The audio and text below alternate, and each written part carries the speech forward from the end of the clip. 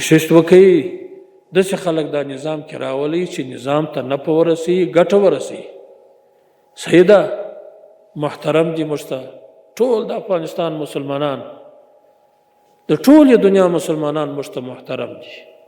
موږ به د هغو کفالت کوو، د هغو به تعاون کوو، د هغو به کومک کوو، خو نظام به په نظام کې به اهلیت مراعاتو.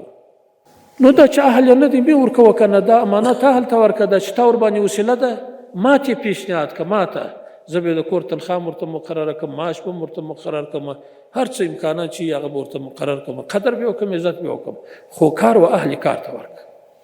او د بدنامۍ څخه ځانونه وساتئ. خلک خبرې دې پسې کوي دا خلک پر خپل معنویت باندې راټول کوي پر دا شریعت یې راټول کوي پر دا خپل امانتداري راټول کوي په زور یې نشي د ځان کولی.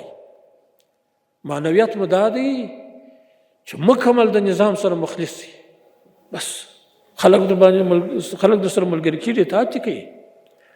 او که یو وارې خلک در باندې بې اعتماده سوه دا مخکې نظامونه چې تباه سوله خو دغه وجه وه چې د خلکو بې اعتمادي پر راغله. هر یو ډله درلودله هر څه خپل انډیوالان درلودله هر چا خپل قریبان درلوده وزارتونه یې هم د انډیوالانو وه ولایتونه یې هم د انډیوالانو وه اهل ته کار نه سپارل کېدی. دا حکومت یې د ځان لپاره یو پیشه او کسب ګرځولی و خلک بې اعتماده سوه بې اطاعته سوه ولاړه زندي ټوله دنیا یې پر اشر کړه بیا هم دې کړه کنټرول. نن تا کنټرول کړي دي نن د خلکو پر تا اعتماد دی چې دا اسلامي امارت په مستقبل کې موږ ته ګټې راوړي او زموږ په نفع به وي.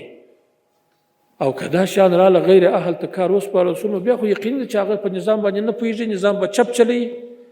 نو ته موټروان موټر نه دی زده تا موټر په لاس ورکړی دی واتې بوزه په دا بازار کې زه خو ځان تباه کړي هغه تباه کړي نور خلک تباه